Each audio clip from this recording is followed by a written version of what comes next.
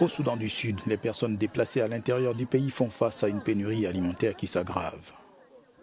Les services humanitaires déplorent des provisions qui s'amenuisent, indiquant qu'environ 825 000 personnes sont menacées de malnutrition aiguë dans 3 États, Jonglei, Unity et l'Équatoria oriental. Les gens ont faim et souffrent également de maladies. Ce qui nous affecte le plus, c'est le manque de nourriture, de l'absence des hôpitaux.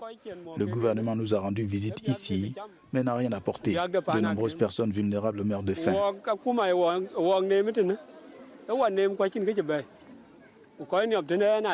Selon les Nations Unies, les combats dans l'état de Jonglei entre l'armée du président Salva Kiir et les forces fidèles à l'opposant Riek Machar ont déplacé quelques 280 000 personnes depuis décembre.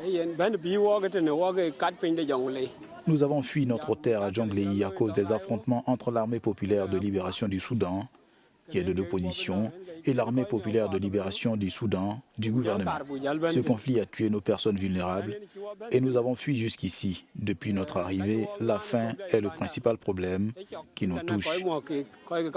Mères et enfants s'inscrivent au programme d'éducation d'urgence et de soutien psychosocial du Conseil norvégien pour les réfugiés. Elles interpellent les belligérants.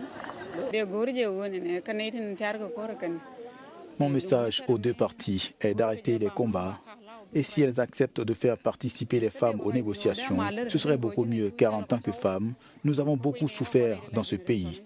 Pour être franche et sincère, j'ai perdu mon mari dans cette guerre. Cette génération n'a que peu de temps à passer avec son mari sur terre. Les femmes que vous voyez ici sont des veuves. Certaines d'entre elles ont également perdu leurs enfants dans cette guerre. Selon l'ONU, ce conflit est en train de créer une nouvelle génération d'enfants qui ont peu de perspectives d'une vie meilleure. La Banque mondiale estime que 70% d'entre eux ne sont pas scolarisés.